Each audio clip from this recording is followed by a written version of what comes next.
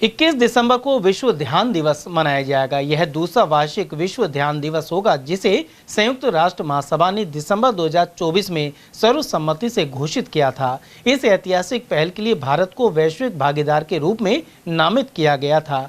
21 दिसंबर को इसलिए चुना गया क्योंकि यह संक्रांति का प्रतीक है।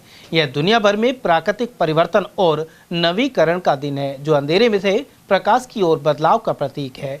वहीं 21 दिसंबर को विश्व भर से 10 लाख से अधिक लोग 20 मिनट के लिए एक साथ ध्यान सत्र में शामिल होंगे।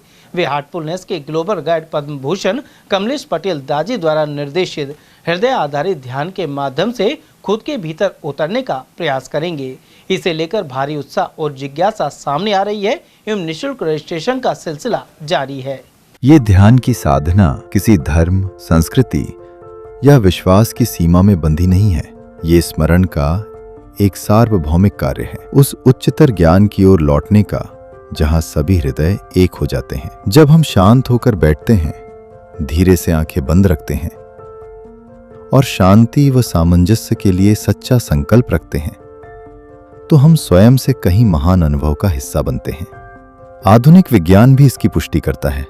इसके लिए किसी विशेष प्रशिक्षण, किसी खास आसन या किसी धार्मिक पहचान की आवश्यकता नहीं है। आप अपनी स्वयं की समझ और परंपरा के अनुसार ध्यान करें।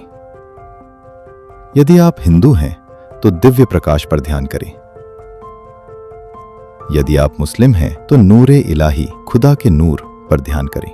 यदि आप ईसाई हैं तो दिव्य प्रकाश या प्रभु यीशु मसीह के प्रेम पर ध्यान करें। यदि आप किसी अन्य मार्ग को मानते हैं तो अपनी समझ के अनुसार दिव्य उपस्थिति पर ध्यान करें। और यदि आप किसी ईश्वर में विश्वास नहीं रखते तो भी ये बिल्कुल ठीक है। बस अपने हृदय में प्रेम की उपस्थिति पर ध्यान करें। केवल 5 मिनट का ध्यान भी गहरा परिवर्तन ला सकता है। यदि पूरी दुनिया में नहीं तो कम से कम आपके भीतर। सभी के प्रति गहन प्रेम के साथ कृपया हमारे साथ जुड़ें।